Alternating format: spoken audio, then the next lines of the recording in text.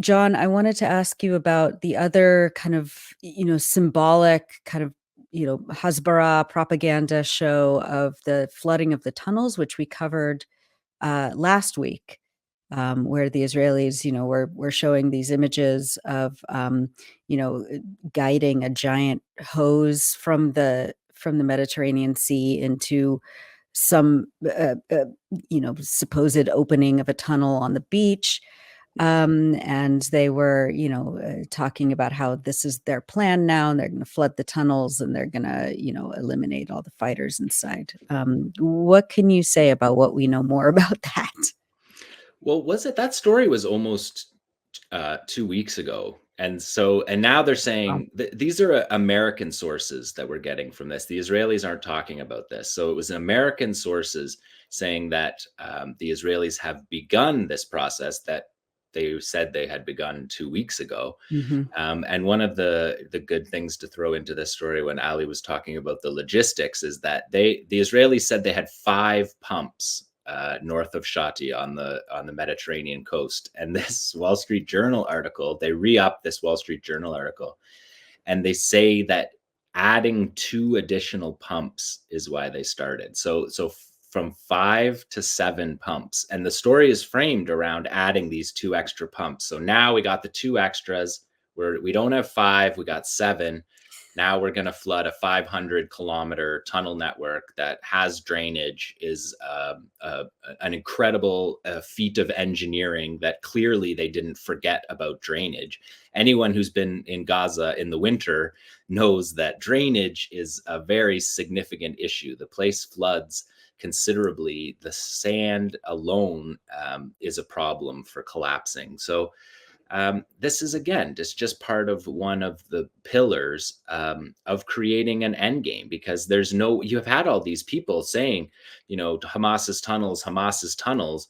So what's Israel going to do if they haven't found they don't even have an idea where their prisoners are being held, not even a faint clue. The prisoners who got out talked about that they got bombed on the way into Gaza. And then as soon as they got into the tunnels, it seemed like Israel was bombing the tunnels that they were in. So they have no idea. And this is just, I'll keep this short, but this is just another part of this propaganda campaign to craft an image of not even victory, but just like bare minimum success. Yeah. I'll just add quickly to this, Jon, that this Wall Street Journal story, which is pitched as an exclusive and, probably organized by the Israelis or whoever is doing PR for them. But even that story expresses doubt about the possibility of flooding the tunnels. They say that, there's hundreds of kilometers of them. They're not all connected. Maybe you could get a few of them. And for me, the real giveaway is that it says that the Israeli authorities believe that some of their prisoners of war are held in the tunnels. And in my estimation, they're most like, who are the prisoners left? It's the high value military prisoners and officers. And those are the ones that they're going to want to protect.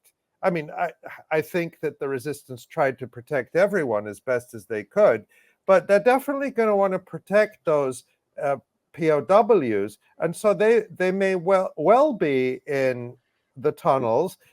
And so there's 2 possibilities. Either Israel wants to flood the tunnels and kill its own people who may well be held there. Israel says it believes they're held in the tunnels. That's possibility number 1.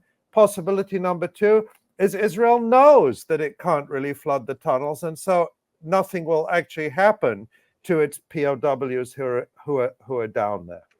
The IDF experts themselves don't say so. Foreign Affairs, what Foreign Affairs magazine, like what Chomsky calls impeccable establishment credentials, they ran an article by the IDF's leading tunnels expert in the IDF, just in the early stages of the war, like a 3,000-word article. It doesn't say seawater. It doesn't say flood anywhere in the piece. Foreign Affairs ran a piece just the other day with someone about how to defeat Hamas. Nothing about seawater, nothing about flooding. So just Hmm. I mean, Grasping at straws. Thanks for watching this video. Please subscribe to our YouTube channel, hit like, leave a comment.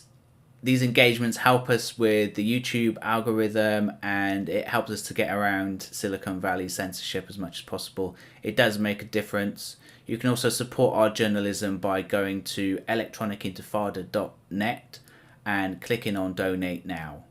Thank you.